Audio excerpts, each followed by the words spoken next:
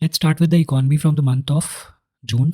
Now, gap between GDP and GVA. According to latest data released by government, the two measures of economy, gross domestic product and gross value added, have grown at widely different paces. Now, difference between GVA and GDP. Now, GDP calculates national income by adding up all expenditures in the economy. On the other hand, GVA calculates the national income from the supply side by looking at the value added in each sector of the economy. Now, the two measures of national income are linked as follows. Now, GDP is equal to GVA plus taxes earned by the government minus subsidies provided by the government, which means GDP is equals to GVA plus net taxes. If the government earned more from taxes than it spent on subsidies, GDP will be higher than GVA. But if the government provided subsidies in excess of tax revenues, the absolute level of GVA would be higher than that of GDP. Hence, GDP provides consumption perspective of the economy, and GVA shows production perspective. Now, the gap between GDP and GVA, differences in growth of GDP and GVA reflect the factors of fiscal policy. GDP growth tends to be higher than GVA growth when tax collection increase in proportion with GVA growth or in higher amount with subsidies expanding at a lower growth due to the need for fiscal profligacy. In financial year 2020-21, GDP growth lagged GVA growth because the center brought onto the books several years of dues owed to Food Corporation of India. Food subsidy cost ballooned in one go in a year when tax collections were severely hit due to lockdown. In financial year 2021-22, tax collections grew at rapid pace, that is 28%, due to a quick recovery in economic activities, while subsidies, despite remaining elevated, fell by over 33% due to high base effect. Now, this resulted in GDP growth of 8.7%, exceeding the GVA growth of 8.1%.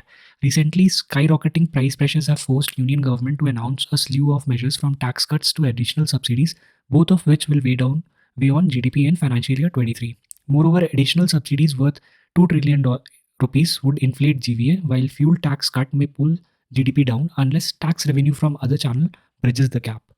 Moving on to FDI inflow in India, the Department of Promotion of Industry and Internal Trade has released the details of foreign direct investment inflow into India in financial year 2021-22.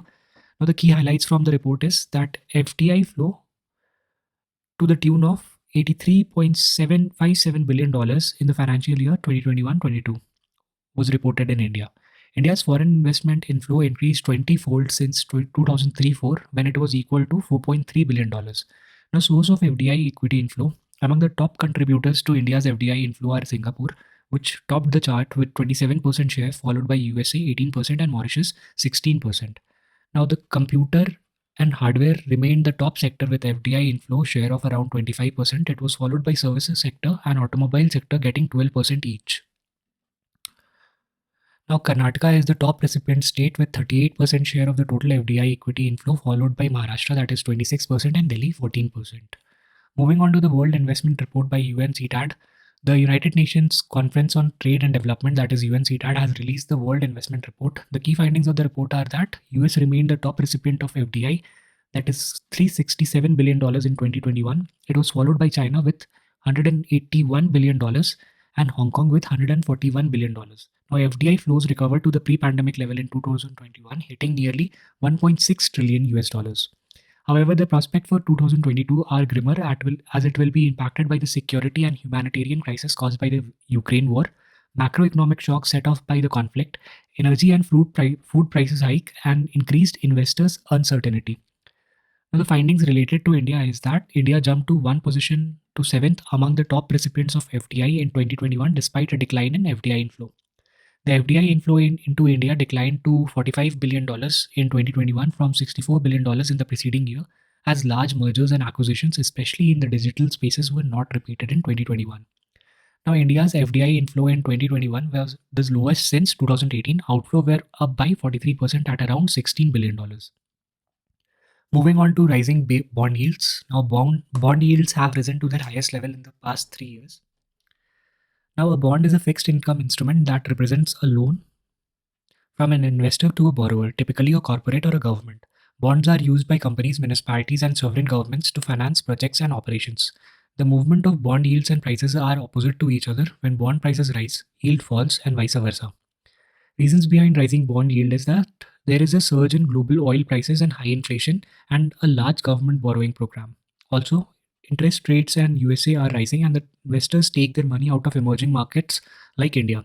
They sell government bonds, causing their prices to fall and the yield to rise. Now, the impact on government, to see the impact of rise in bond yields, the impact will be on government, and it will have an impact on debt investors, and it will also have an impact on equity investors. So the impact on government, the rise in bond yield means that the government will have to pay more as yield or return to the investors, leading to a rise in cost of borrowing. This will put upwards pressure on general interest rate in the banking system. Now, impact on debt investors will be that debt investors are said to get impacted when yields rise and bond prices fall. Net asset value of debt funds, which hold a sizable chunk of government securities in their portfolios, will also decline. Now, impact on equity investors is that rising bond yields are generally not good news for equity investors as they raise the cost of fund for companies and start hurting their earnings. It leads to an outflow of funds from equities towards less risky investments. Moving on to Annual Survey of Industries, the Ministry of Statistics and Program Implementation has released the provisional result of Annual Survey of Industries. Now, Annual Survey of Industries is the principal source of industrial statistics in India and the most comprehensive data on organized manufacturing. It covers all factories employing 10 or more workers using power and those employing 20 or more workers without using power. Now, the highlights of survey concerns with the number of factories, increase in the gross fixed capital formation, and employment in the corporate sector. Now, the number of factories have increased by 1.7% year on year to 2.64 lakh in 2019-20, employing a total of 1.3 crore workers. Now, there has been an increase in gross fixed capital formation. Gross fixed capital formation is an indicator of investment. It grew to 20.5% in the organized manufacturing sector in 2019-20, as against a growth of 10.2% in the previous fiscal year. Now, employment in the corporate sector, which includes public and private government and non-government companies, has increased. Now, Tamil Nadu has showed the highest number of employment of workers in 2019-20. This is followed by Maharashtra and Gujarat. The wages paid to worker grew by 6.3% in 2019-20 as against a wage growth of 11.9% in the previous fiscal. Wages to factory workers in the corporate sector has also increased. Moving on to front running, recently there was a case of irregularities in the mutual fund, including front running of transactions. Now, SEBI is expected to take harsh actions against the irregularities. Now, front running is a dubious market practice in which a dealer, trader, or employee gets information of a big order for buying or selling of shares that will be placed by a big fund or investors. The dealer or trader then gets in front of the trade and places the same order. Large orders usually move with stocks prices by buying shares just before the big order hits the market and selling them once prices move up. The front runner pockets illegal gain from his advanced knowledge. Now let's look at the modus operandi of the front runners. Investment team of a fund identifies a stock and decides to buy. Fund house staffers who knows this leak this information to broker or other associates. Broker or associates buy that stock in large quantity or takes leveraged position. Now fund houses place or buy with the broker. Stock moves up due to large order from the fund house. Broker or associate sells stocks, exits leveraged position with big profits. Now, a reverse strategy is used with sell trades to bring down the selling prices. Concerns associated with front running is that front running by insiders can adversely impact investors in a fund by bidding up the prices to buy stocks or hammering down the prices at which they get to sell. Now, SEBI Prohibition of Fraudulent and Unfair Trade Practices Relating to Securities Market Regulations of 2003 clearly define front running and characterizes it as a fraudulent and unfair practice. SEBI has invoked this section many times to pass orders against front runners. Moving on to e-transmission moratorium at WTO, India has been opposing the moratorium on custom duties on e-commerce at WTO. Now, WTO members have agreed not to impose custom duty on electronic transmission since 1998, and the moratorium has been periodically extended at the successive ministerial conferences. Now, the moratorium on digitizable products like photographic films, cinematographic films, printed matters, music, media, software, video games. Many WTO members are seeking a temporary extension of the moratorium till 13th Ministerial Conference.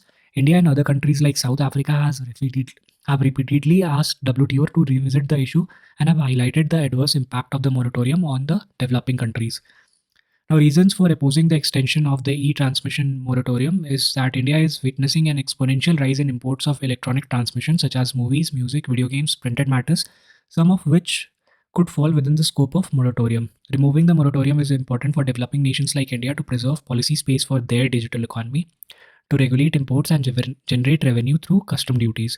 For instance, it has been argued that the percentage of custom revenue lost due to foregoing duty on e-transmission for developing nations is 4.37%, while that for the developed countries is a mere 0.24%. Moreover, it has been estimated that India loses about $50 million annually due to the e-transmission moratorium. Moving on to the status of startups in India, the Prime Minister recently praised India's startup ecosystem and highlighted that India has reached the landmark figure of 100 unicorns with a total valuation of more than 300 billion US dollars. Now, a unicorn is a privately held venture capital backed startup that has reached a value of $1 billion. Now, the valuation of unicorn is not expressly linked to their current financial performance, but is largely based on their growth potential as perceived by investors and venture capitalists who have taken part in various funding rounds. American venture capitalist Ellen Lee is credited with coining the term unicorn in 2013. Now, status of startups and unicorns in India. India has become the third largest startup ecosystem in the world after US and China. 44 Indian startups have achieved unicorn status in 2021, most of which are in the services sector. Currently, 1 out of every 10 unicorn globally has been born in India. Moving on to Trade and Tourism Development Index. India has been ranked 54th in the Global Trade and Tourism Development Index. India was ranked 46th in 2019. The findings of the Global Trade and Tourism Development Index is that India is at the top place in South Asia. Japan has topped the list. USA, Spain, France, Germany, Switzerland, Australia, UK, Singapore, and Italy are in the top 10. Now, a Global Trade and Tourism Development Index (TTDI) comprises 117 countries. It is published by World Economic Forum. It was earlier known as Travel and Tourism Competitiveness Index, which has been published biennially for the past 15 years. Its aim is to create healthy competition in travel and tourism sector of various economies by ranking them based on performance, overall quality, and future potential.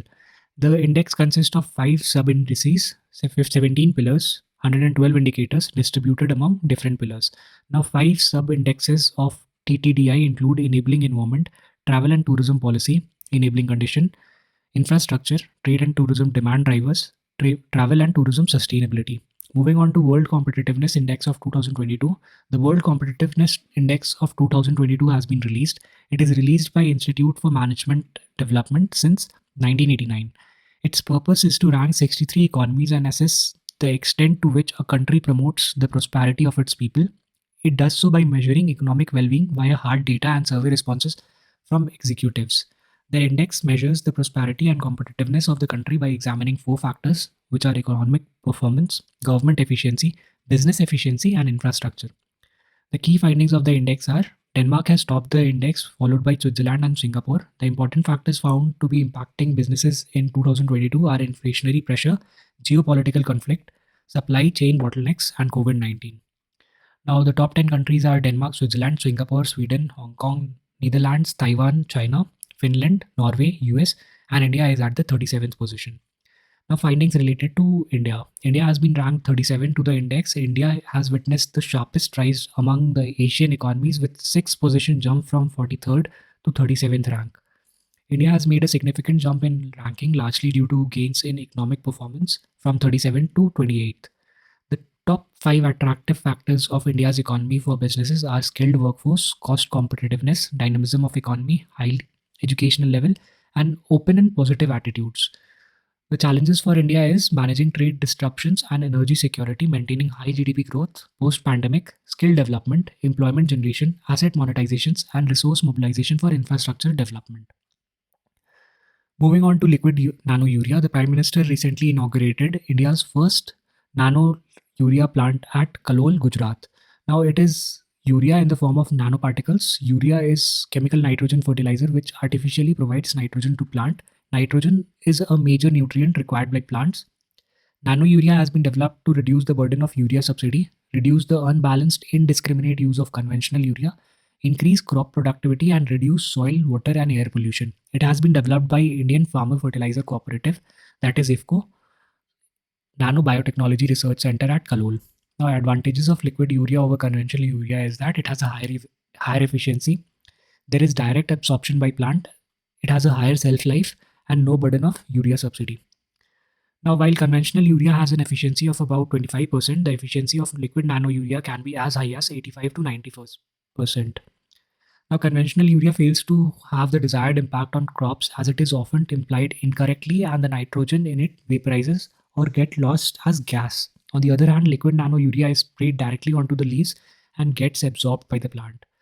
Liquid nano-urea has a shelf life of a year, and the farmer need not be worried about caking when it comes in contact with moisture. Now, there is no burden of urea subsidy. Liquid nano-urea produced by IFCO comes in half-liter bottles priced at 240 rupees and carries no burden of subsidy currently. By contrast, a farmer pays around 300 rupees for a 50 kg bag of heavily subsidized urea. Moving on to the World of Work report by International Labour Organization, the World of Work report has been released by ILO. Key findings of the report relate to job losses, working hours, reason for reduction in working hours. So, around 11.2 crore jobs might have been lost during the first quarter of 2022. Working hours, the number of work hours worked globally dropped in the first quarter of 2022 to 3.8% below the pre-pandemic benchmark of fourth quarter of 2019. Now, the fresh lockdowns in China and the conflict between Ukraine and Russia and the global rise in prices of food and fuel are the major reason for the reasons of reduction in the working hours. Also, the financial turbulence, potential debt distress, and global supply chain disruption are growing risk of further deterioration in the working hour in 2022. Findings related to India concern to job losses, deterioration of the gender gap in working hour, and working standards. Now, for every 100 men at work prior to the pandemic, 12.3 women have lost their job as an average through the entire period. In contrast, for every 100 men, the equivalent figure would have been 7.5. Hence, the pandemic seems to have exacerbated the already substantial gender imbalance in employment participation in the country.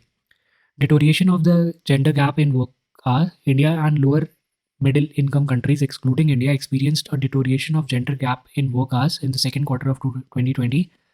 Now, the report mentions that there is no decent employment in India. This is because most people are on contract without any social security. Also, the code on wages passed in 2019 has not been implemented yet. Provisions related to minimum wages has not been implemented in India. The suggestions provided by the report concerns with the purchasing capacity of the workers, which should be improved. Countries have to take a humane approach to address the workers' situation. The government of India has to find a way to create more jobs. Moving on to the railway innovation policy, the Union Minister for Railways has launched a railway innovation policy titled Startup for Railways. Now, the aim for the policy is to promote Indian innovators and entrepreneurs through a series of innovative startups in the ecosystem and services of the railway. Under phase 1 of the policy, 11 policy problem statements involving rail fracture headway reduction will be taken up out of the 100 problem statements received from different divisions and field offices of railway. These problem statements will be presented before startups to find innovative solutions. Innovators will be selected in a transparent and fair manner through an online portal. The selected innovators will be provided grants up to 1.5 crore rupees. The trial of prototypes will be done on railways. Railways will also provide enhanced funding to scale up deployment on successful performance of prototypes. Moreover, the IPR will remain with the innovators only. Now, this policy will bring scale and efficiency in field of operation, maintenance, and infrastructure creation through the participation of a very large untapped startup ecosystem. The policy will help leverage innovative technologies developed by Indian startups, MSME innovators, and entrepreneurs to improve operational efficiency and safety of the Indian railways. It will promote an innovation culture in the country for co-creation and co-innovation in railway sector.